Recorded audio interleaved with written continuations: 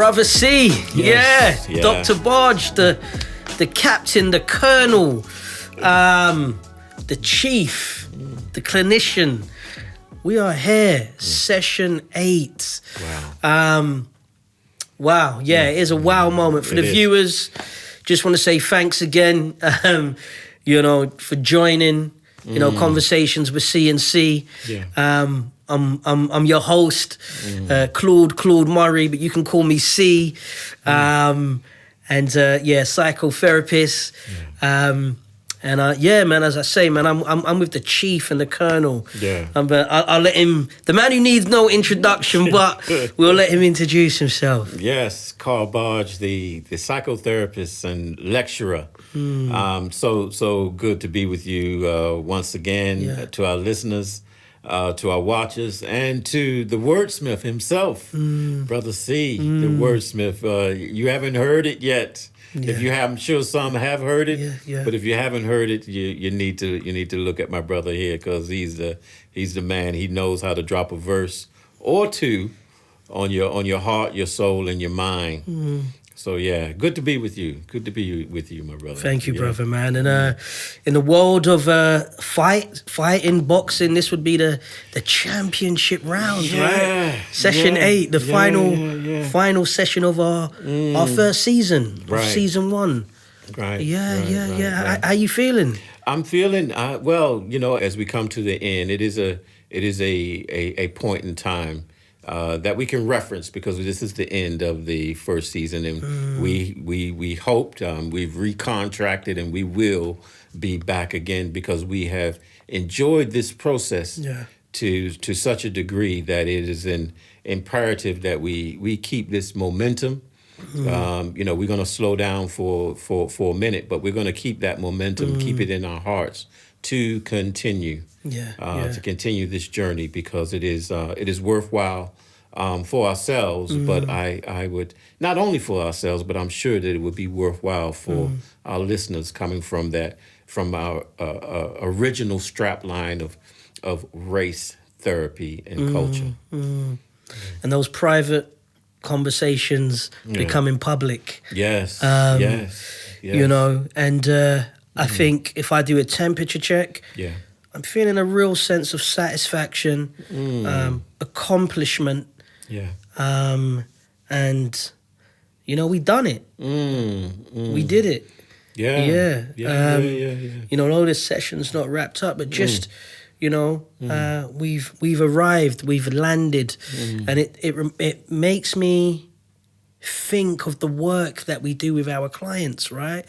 So sometimes there's a time frame, or there is a time frame. Yes, there is. And there are different pockets, whether it's 6, 8, and maybe I'm jumping ahead, but 6, 8, sometimes 12, and sometimes can be even longer. Right.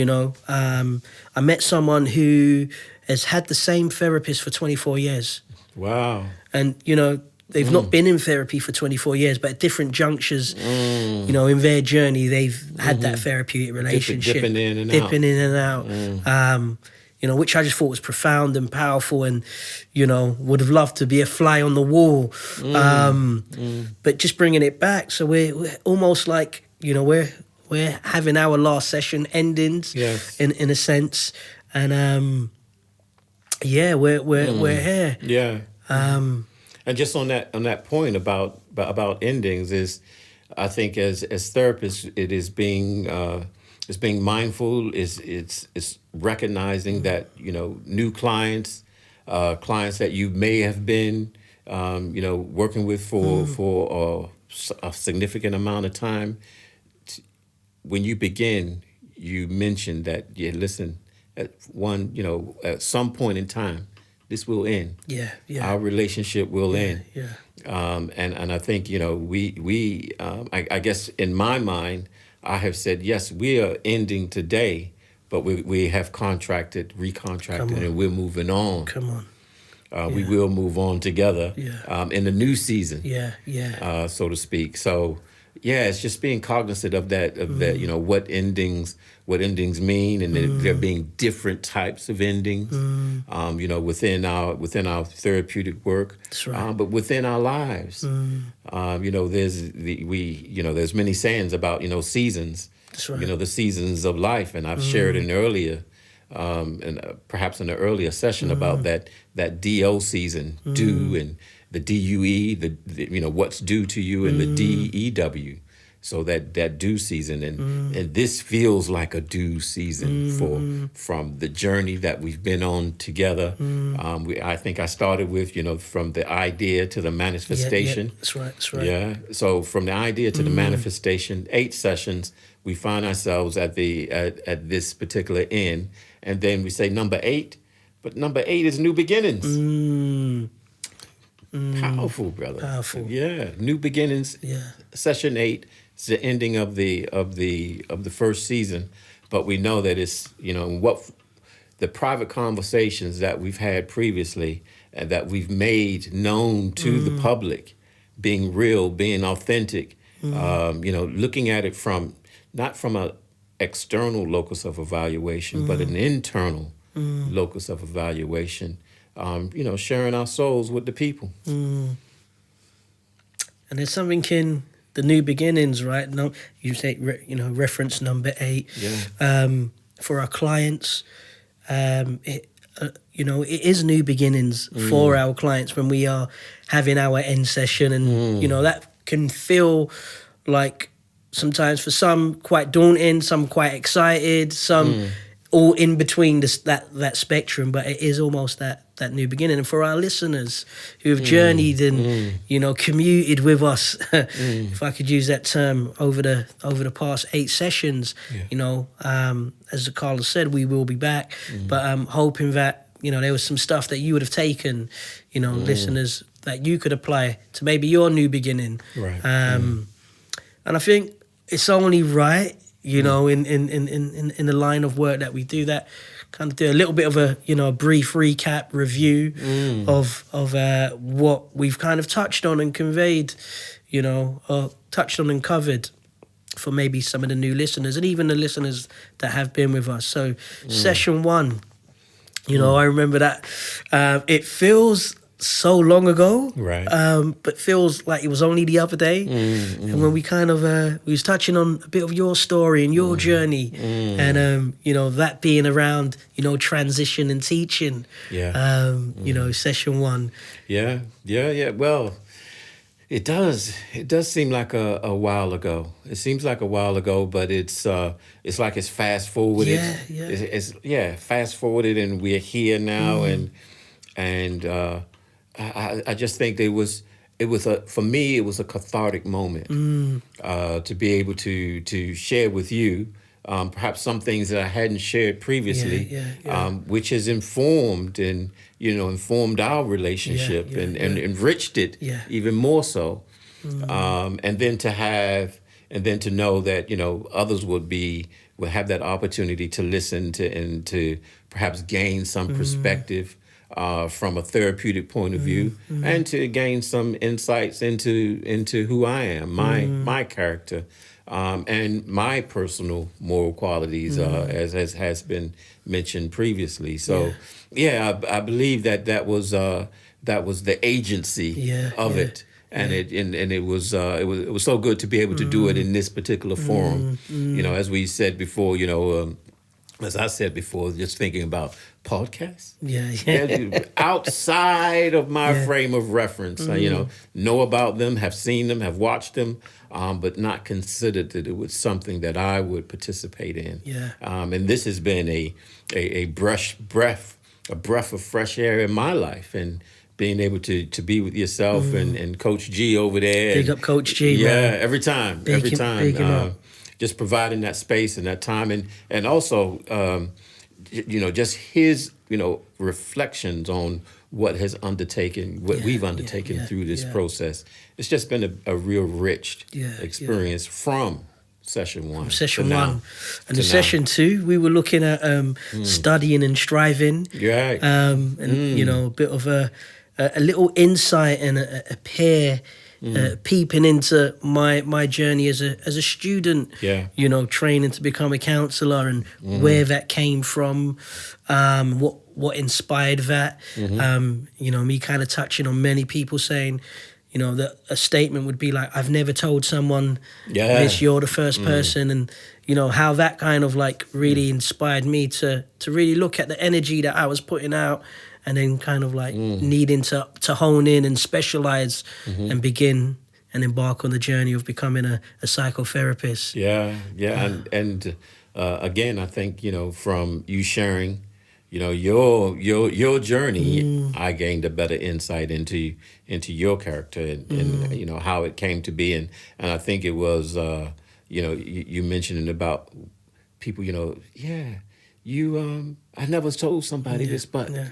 You know, and that being you know, part of your makeup, and that old soul yet again. Yeah. That, you know, you someone who is very able to tap into someone's perhaps self-concept, and, you know, and then as a result of that, and not using it to take advantage, but to give that affirmation, to show them love, and I guess from, you know, your previous place of work and the people that you managed, and just the genuine love that each and every one of them, individually and collectively, how they constantly bigged you up, and say, you know, and gave little, you know, some humorous antidotes of your character, and the way that you are, and the way that you behave, and it just precedes you.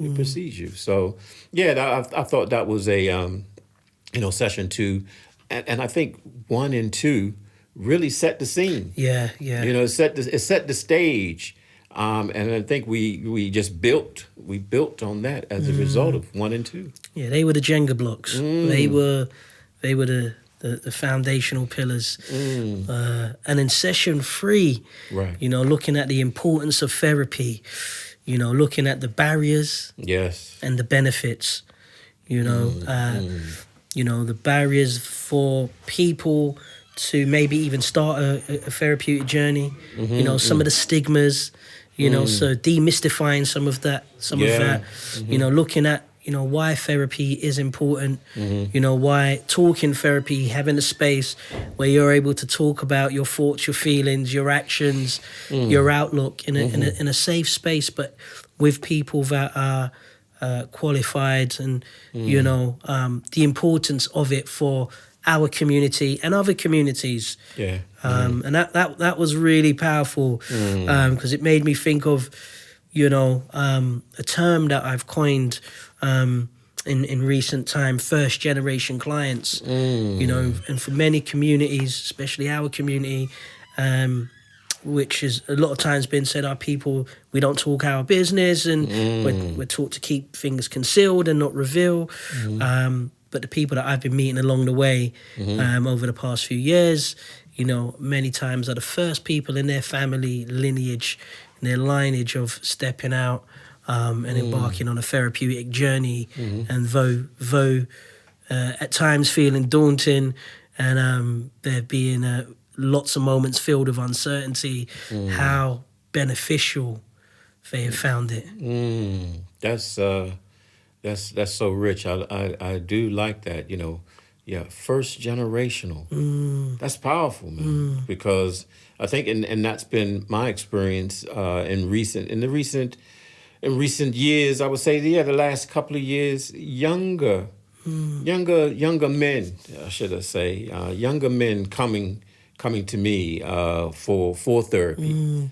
Because I, you know, if I reflect on my journey, you know, I was in my early 30s, but I'm having dudes in their early 20s who are coming for insight and direction and therapy, because they recognize and they've heard and perhaps watched and done their own research that, hold on, this is something that may be useful for me to undertake, to get some perspective on what's happening in my life presently. So yeah, you make a very good point. And the speaking, Man, the speaking of, and this is another thing I think we mentioned during that session is the historical and the cultural ramifications of it, because it goes across cultures. That's right. The amount of people that I've talked to, whether it be friends, family, clients, colleagues, that wherever you came from, listen. You go outside this house, Yeah. you better not be sharing. I don't know what's wrong with you. You better not do it. And it was that fear that was instilled in you instilled in me from a very young. I could think in 5 or 6 years of age, really, that you don't share things outside of the house. And it's not only is it was it a family thing, but next door, friend next door, dude next door, same thing. And no, man, we can't talk about that. Yeah. My mom's will bust me upside the head if you drop that. Cocoa City. Lumpity lumps. Yeah. So it was that's really rich to be able to see that and to see the change today and to demystify. Because you still have the older generation that it still thinks that there's some harm that can befall them in sharing something that they feel that is contentious, that is secrets. We mentioned secrets keeping you sick. Yeah. And there being distrust, and sometimes that distrust is coming from a valid place. And then session 4, looking at idealization and identity, that age-old know thyself. Who am I? Looking at identity, and the importance of us knowing who we are and what shapes and forms our identity. What was the early foundational years? And I feel like that word identity has, been sprinkled through through a number of the sessions. Yeah, as it said, and I guess as you were speaking, what came to my mind was the levels. There's levels of identity, and it's layers of identity, and the first word, the idolization, from the theoretical perspective, who did you idolize? Yeah. And if you didn't have someone that was that figurehead or that let's say positive person in your life, because even if it could be positive or negative, really. That's right. Yeah. So if you had that person who was a negative influence on you, then you're thinking, okay, that's who you want to idolize. And quite often, we can say that as a result of that negative influence of who you idolize, it gave you an insight into the road that you were going to travel. Yeah. And then as a result of that road that you traveled, then you become unstuck, and then it impacts on who you think you are, who you say you are, and who others think you are as a result of that. So it can be quite telling. It could be, and for some, it could be it could be an opportunity further down the line for change. But for some, it's hard for them to make that change, to make that transition, because there's a fear that's attached to that. So if I'm not this, then who am I? And that's the thing. If you haven't gained a sense of who you are during those formative years, through those transitioning type of years, from adolescence, early adulthood, man-child syndrome, into late 20s, early 30s. The shifting is where I'm coming from. It can be a challenge. A challenge for a man or woman. To change. And I guess that was a great segue to us exploring fatherhood. Looking at the past and the present. So our relationship with our fathers and our relationship with our children. Yes. And your daughter, that was profound that your daughter was here. Yeah, shout out to Layla. And I think that's just how the big man upstairs would have it, that your daughter was with us on that specific episode. And her sharing that there was certain things that I said and shared that I didn't know that. I hadn't heard that before. Yeah. And, as much as, I guess you make reference, as much as you talk and you share and you say there's certain things that I still don't know about you. So it was powerful to have her here. And she sends her regards that she wanted to come today, but she had some duties she had to get on with. But you're right. It was powerful to have her here and to discuss those things so openly and topical with yourself, and getting your insights into fatherhood, and that you referencing that track. How can you miss something you never had, so to speak? That's man. That's such a dope line, brother. Yeah, we might have to unpack that line in maybe season 2, but don't hold us to it.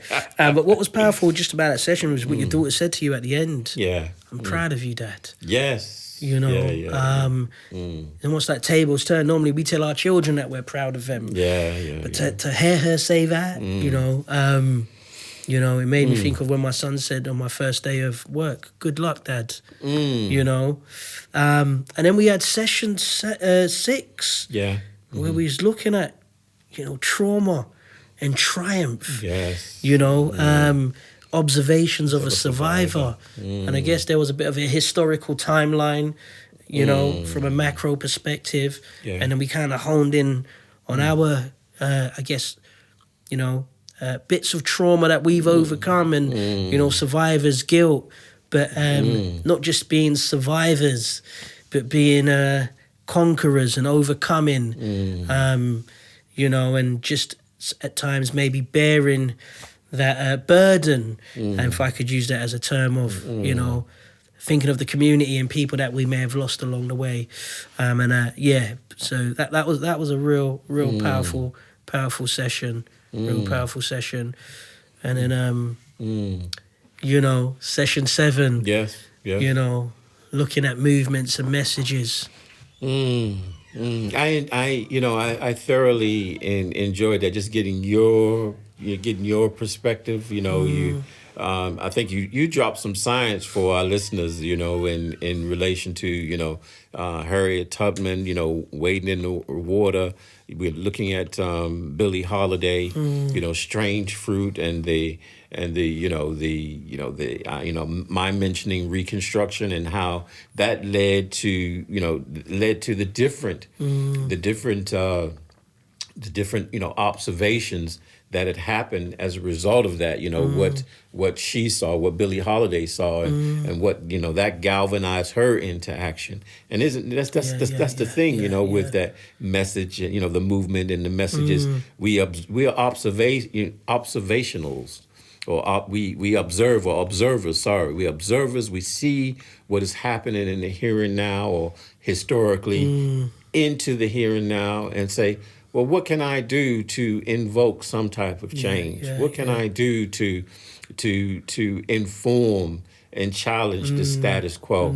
I want my voice to be heard. I want to do something that will invoke something, invoke a change that needs to happen yesterday. It needs to happen, because we cannot keep going on in this particular manner. And I believe through the work that we do, we help to change and break the manner that has, continued. And I think sometimes with our choices and decisions, we say the buck or the pound stops here. But you're right. You're so right. Which brings us on to today's session 8, where we look at, influence and investment. And just the importance of the influence that we do have, not us, but Yeah. as a people, we can include ourselves in that, and the importance of investing in self. And why do we invest in ourselves? What is the importance of doing it? What is the benefits? So I guess just kind of, you know, to you, Doc, like when you think of like, you know, investing, investment, you know, what kind of springs to mind? And just with the theme. It's, I guess we can't examine it, observe it just through, you know, today's lens. That's right. We look at it through, you know, our sessions 1 through 7 to today, and this is an investment. This is you know, not only in ourselves, as I've mentioned before. It's even though we can say, well, it's an altruistic aspect that we want to convey. You know, you know, what is the expectation from this? Because this has been a sharing of ourselves. It's been a sharing of what we think about, you know, our race, you know, what we think about therapy, what we think about culture, our culture, other cultures, you know, that are around today, and how can we be better stewards? How can we be better stewards? And I think that something that was told to me close to when I started this journey 20 years ago, it was very much about, there's not many of you, you know, many counselors that look like you around. And that is, you know, 20 years later, it stuck with me, it stayed with me, and it's still topical today. It is still classed as a middle class, you know, white profession, which is, you know, for me, there's nothing wrong in saying that. There's nothing wrong with that. But when we talk about a representation, when we talk about, you know, how do we bring the next generation along here, which you referred to earlier, you know, this, you know, could you coin that phrase there again? First generation clients. Yeah. That's powerful, man. That's powerful. So when you reference that, this is what we're doing. You know, this is why I believe I'm doing what I'm doing, and I think that, you know, you've intimated it in the, you know, not in the same language, but differently. And you know, that's our investment. That's our influence. You know, and when I think about, you know, that influence, as I shared earlier with you, and Coach G, that influence is something perhaps that has become a misnomer in today's parlance, in today's language, that, you know, you have your influencers out there, and I would think, some are, you know, on point. Some have, you know, a righteous following. They're righteous in their and whatever they're giving off, whatever they're selling, whatever they're promoting, producing. But then we know that there's those who are not so righteous. We know that there are those who are so wrapped up in the idea of being that influencer that they lose that aspect of self, or perhaps they came into it without a sense of identity and knowing who they are. And so that external locus of evaluation is out there. Is out there. And then I think, you know, the example that I gave is, from what I've read and understood, is that as a result of that external locus of evaluation, they have something has came out of their past that has come into the public domain, and there's been an uproar, and as a result of that, they have lost that following. They've lost their influence. You know, that influence that it given them, I would say a mistaken sense of identity. A mistaken sense of identity, and then they've lost that following, they've lost that influence, and then they've taken their own life. You know, and I think there's more than one example of that. So when we talk about investment and influence, it's okay. So, you know, you talked about investing in self. You have a beautiful example of that with someone who shared with you, the investment in self and the influence that they would want to have. Could you say something about that? Yeah. I was just going to say, as you were talking, it triggered off a stream of thought. When our motives are not right, or maybe slightly skewed, or maybe a little bit tarred and marred, there. Yeah. If you live for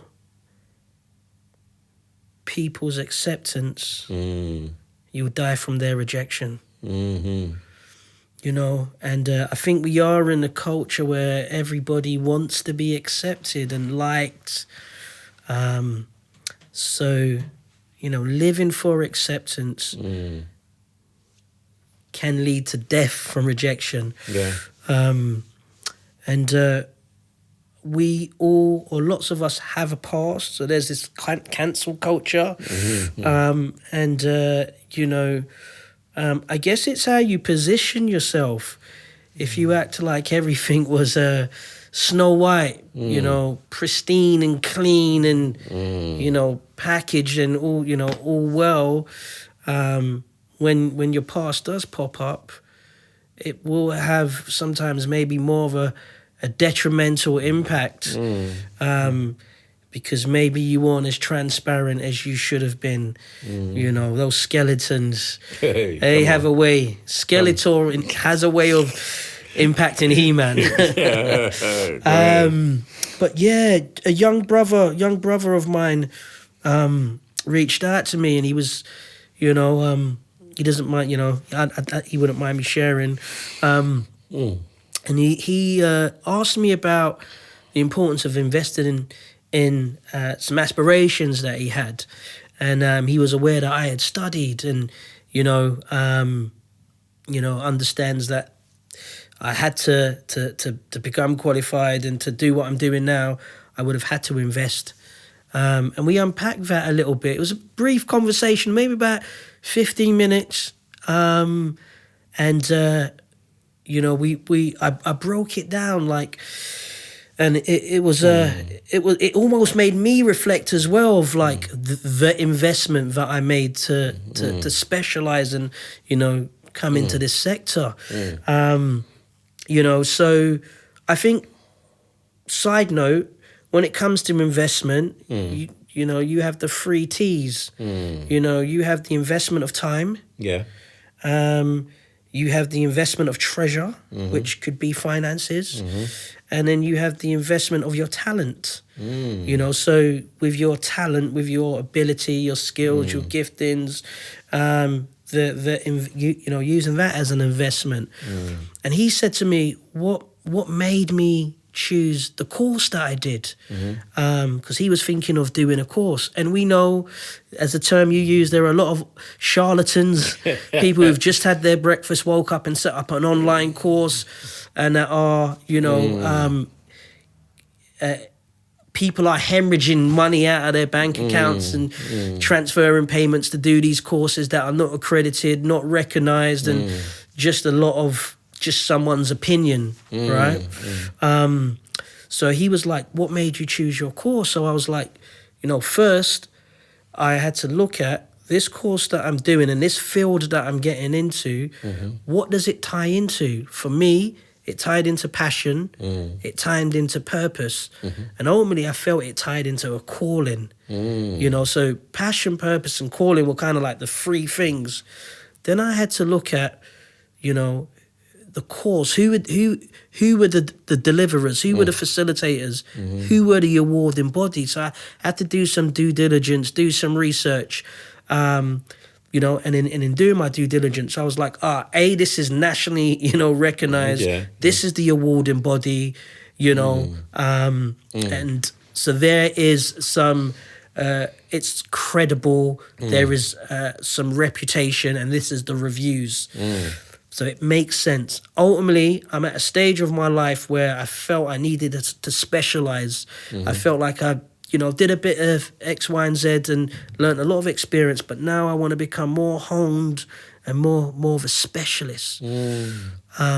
Who benefits? I benefit, but ultimately the people that I engage, the future clients, would benefit from it. Right. But I was benefiting because I had to explore and examine and audit and do some work on myself. So there was that initial I benefit from it. But with this investment, this financial investment that I was making, the community would benefit in the future. And then we then go on to, okay, cool, so I need to invest financially to do this. However, this investment that I'm making financially, I need to have the understanding that I might not reap back that money straight away or potentially ever. There is that potential, right? So there was just having that understanding of, okay, I'm investing. I need to be prepared that there might not be a quick turnaround. Have I made back the money that I've invested? Yeah, and more. But that was the mindset I had to have. And then there's sacrifice. Come on. So everybody sees the end and the graduation, or sees the person sign the record deal or the football deal, or get that promotion in that world of finance or whatever, or they've seen that person buy that car, but they don't know the grind, the toil. So there were times I've had to say no. 1 a.m. writing those assignments. Those assignments at 1 a.m., and just being like really clinical with my time, and sacrifice. Sacrifice was massive up there. Could I pause you for a minute? Because you've shared some rich nuggets right there. Awesome nuggets. And I guess what stands out to me is that, when you before going into the decision-making process that you went into, is just that it talks about, okay, hold on, there will be some ethical dilemmas that I'm going to face here, perhaps not even undertaken or understanding what would happen in the in that moment in time. But something I heard you say is about, just thinking of the process itself and what you were going to get through that process. I would say to you that you were getting something in that moment of going through, because you had to get those 100 hours. Come on. So the client hours that you were getting, the clients that you were contacting, the clients that were coming in, that you were coming into contact with from year one, if you had a placement in year one, year two, post-qualification, the benefits of, where you were working at that time, because I know you had to work as well as study. So as you were learning and studying and getting what you needed to get through, the people that you were coming into contact with on a daily basis, they would have gotten the best of you during that time as well, because they perhaps, those who didn't know would have reaped the benefits of you changing and the learning that you undertook. So it was fluid. It was fluid as you went through the process, and then post qualification, me knowing you and working with you and seeing how your work ethic and who you are as a man has impacted on those that you have worked with and influenced. Yeah. So I just wanted to. That's. And I think there was that's profound, man. Thank you. And I think the question that I posed to him was, could he live without it? Wow. And that was a question I had to ask myself. If I don't do this, can I live with knowing that I didn't do that? How much does this mean to me? And I think that was really important in terms of me investing in myself. To embark on this in this journey.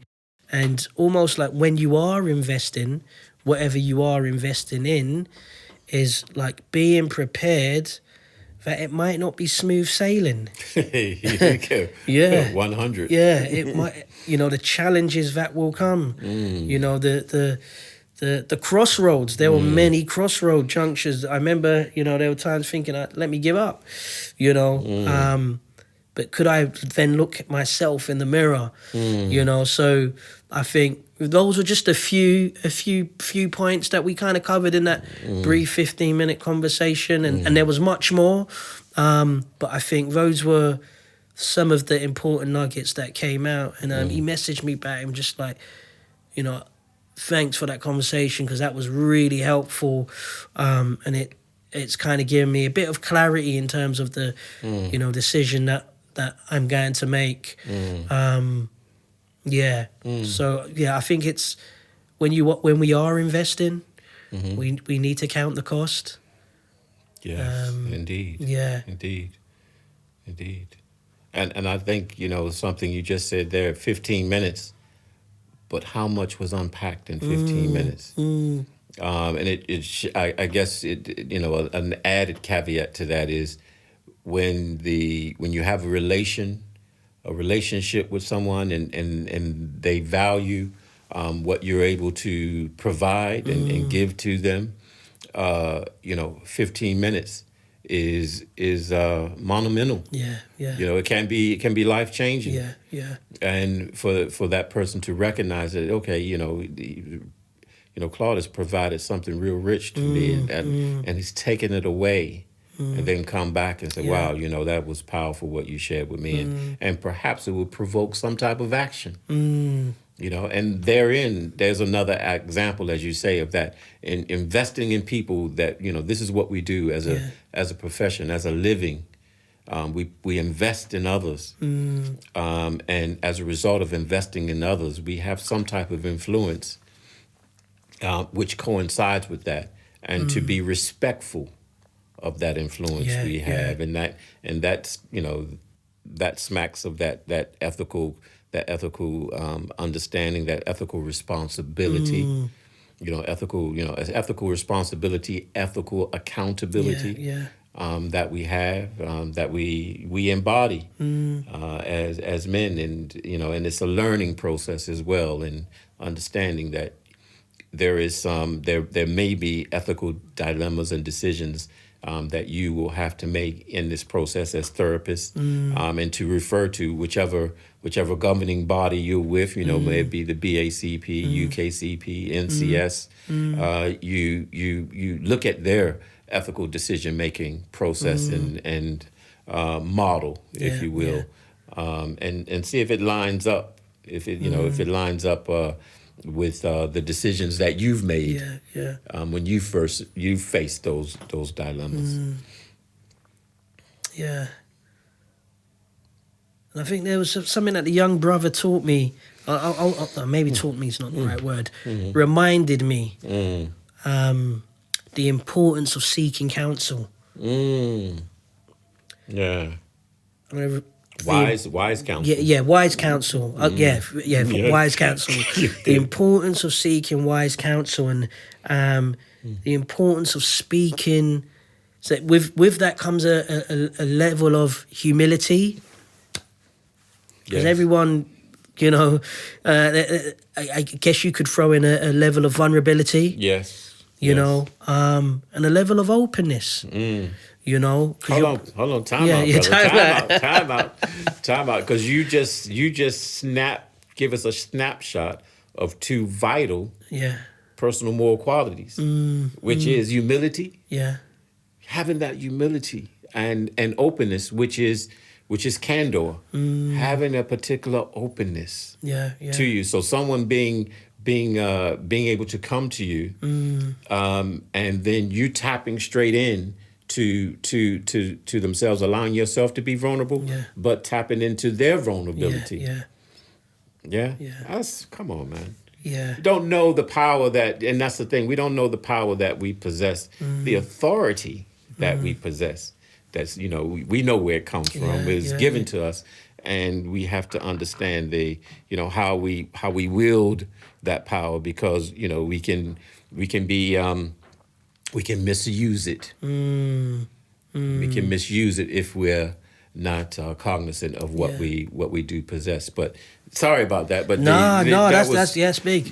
Humility, the humility and the openness. Yeah. So that's right there tells me that's what you embody. I know it to be true because that's how you get down. But for you to recognize it and know it and share it with our listeners, our watchers. Yeah, I can allow myself to be vulnerable, but I know that there's a certain amount of humility that I possess. Yeah. There's a certain amount of openness, and I think this is 1 through 8. My brother, I think that we have demonstrated that as we've gone along this journey, with one another and with our listeners and watchers. Yeah, and with ourselves, right? 100.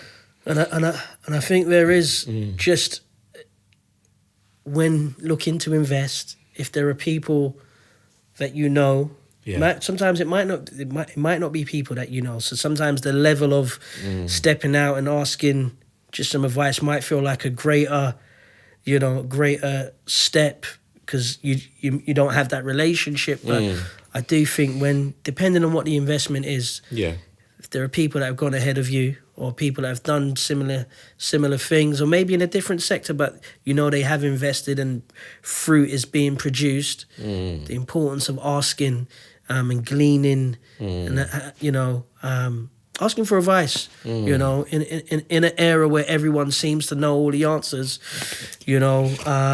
or puts themselves out like that. Sometimes it is good to reach out and ask. And that was so for me, though my young brother got some advice, and dare I say wisdom, I got something from him as well. Right. And just thinking of I'm reading a book at the moment called Childhood Fairies, and it's a kind of a really easy read, but it's just looking at the importance of looking at various people that have had an impact on child development and education. Okay. And just started it. I'm on chapter 2, and there's what's her name? Montessori. Yeah. And she was from Italy, and had like a massive impact on early child education, which we know it to be today. Yeah, in Britain. Yeah. So, she would have, when it came to children, like, if it wasn't for her, maybe children would still be sitting on adult type chairs, using adult type, utensils, and just how she just changed the educational sector and the way we engaged and saw children, how we worked with children, and the early stages of tapping into children's development and growth. And she has this quote, and I'm kind of butchering it, so forgive me for our scholars out there. But she says something like, the greatest success of a teacher is almost like when the students no longer need them or no longer act like they exist. The greatest success of a teacher is when the students, I'm paraphrasing, act like they no longer need them or they don't exist. And to me, it's short, but it was so profound because it's like, she, the teacher, has done what she was meant to do. Right. She has had an impact on the students. That's it. Man. She has used her influence. She's invested in self. Yeah. Because initially, the sector that she embarked on wasn't the sector that women should were deemed to be allowed to do. Then she had like her father saying, no, you need to do something else. I think it was like science. But she embarked on this educational journey. So she would have had to study, B would have had to invest in herself, and would have had to make all those sacrifices. And then we see in that statement the influence. So we're seeing investment and influence just through that little, little nugget, and it just made me think like that's what it's about, isn't it? And that particular statement, that quote that you share there, there's humility in that. That's what I heard. There's real humility. So, and I would think that as therapists, when we contract and we know how the client has come into the room and they're expecting you to replicate those previous experiences of the relationships that I've had, as I like to say all the time, they want you to, okay, you're going to treat me the same way as X, Y, Z have treated me all my life. And then when they get a different aspect, the reasonable side of the therapist, reasonable side of the client, coming in to invoke some type of change, whereas they can recognize that I can relate differently. I can relate differently, and then that piece of work has informed therapeutic change, and they leave. And they leave, and you've done your job. You know what I mean? That's for me. That is the richness of it. That you've come, we've worked together. You've gotten some from this process, and it was, for me, yes, it's an exchange. Come on, let's get it right. It's an exchange, monetary exchange. But in that, and it has been said quite often, unless you're in another part of town, and you can charge whatever you want to charge. We're not in this thing to enrich ourselves. We're in it because there is something that, for me, there's something innate in seeing people who are perhaps in pain. They're in pain, and they want something from this part. They want to change, and they want to release this pain and not allow it to continue to be a burden. So yes, new beginnings, brother. New beginnings, and I think, if there's one area for yourself, if you think of somewhere that you would like to invest, is there an area that you would like to invest in? That's a good question. That's a very good question. I think that my investment in self took place when I made the decision to leave employment of a secure place after 14 years, being in a good place, contented, not looking, and taking the risk to move from that comfortability to, we think about and we talk about, and I say this and I promote it to clients as well, and colleagues, that if you don't risk, you risk nothing. So I said, let me take this risk and invest in myself and taking this risk. And I see myself, and it's in my head right now. My first day sitting in my desk in my office with the sign on the door, saying, call barge, lecturer, psychotherapy and counseling. Wow. Looking out the window, being able to have my phone with me, so long during the course of the day, working in a prison environment. You can't have those luxuries, and being able to, and now I have to become accustomed. Leave the phone alone, dude. But for me. That's my that's a topical example of the investment that I've made in self. Now it's building on that. And you for yourself? I was going to say, it's powerful because I know you, and you wouldn't have done that. You wouldn't have invested in yourself for the name on the door. Right, yes. But that is the byproduct of your years of investing in others. And, when you think about those 20 years ago, I thought of the motorcycle incident, and then how you had to invest and rebuild, and the influence that you have had you know, on people's lives, and the influence that you will now still continue to have. It just so happens to have your name on the door, you know, but the students, they don't know what they're in for. Yeah. Yeah, they don't know what they're in for, but one thing they are definitely going to receive is someone that understands, who cares, and is coming as a gatekeeper and as a shepherd, and who has their best interest. Thank you. Yeah, Receive, yeah, man. yeah, Receive. yeah, 100%. I think for me, you know, an area that I want to invest in.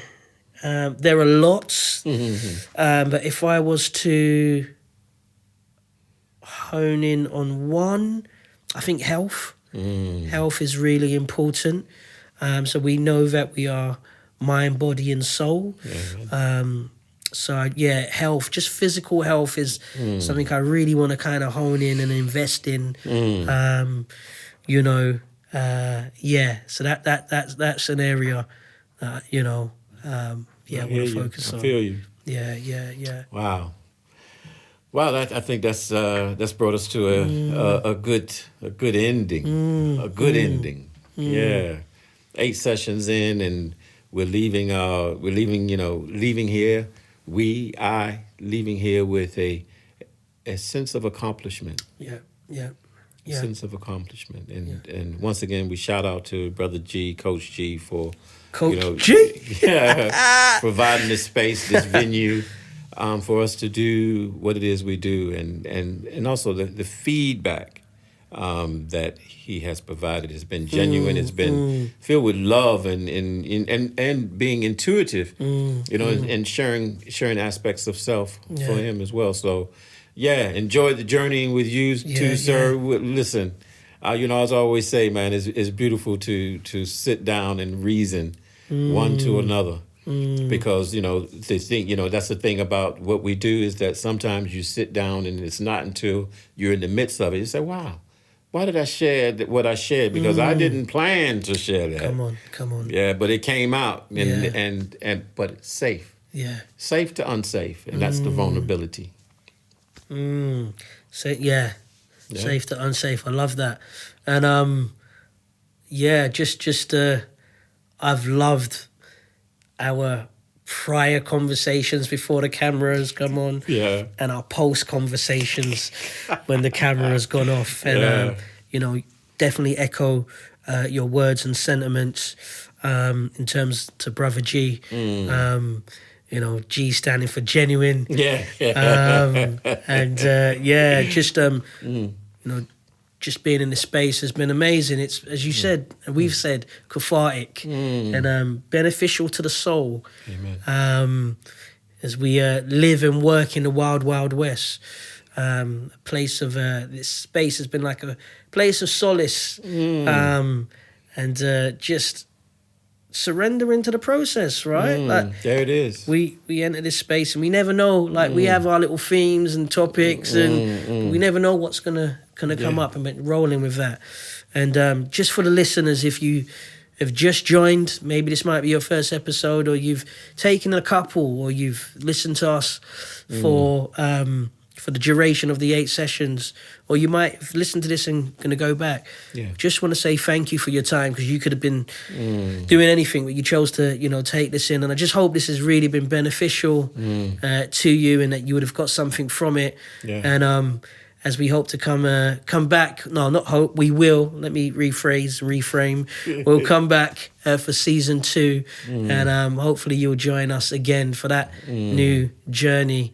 In the interim, do subscribe, do leave your comments, do share with your uncles, your aunties, your girlfriends, your colleagues, whoever, just, you know, even your cat or your dog, or next door neighbor.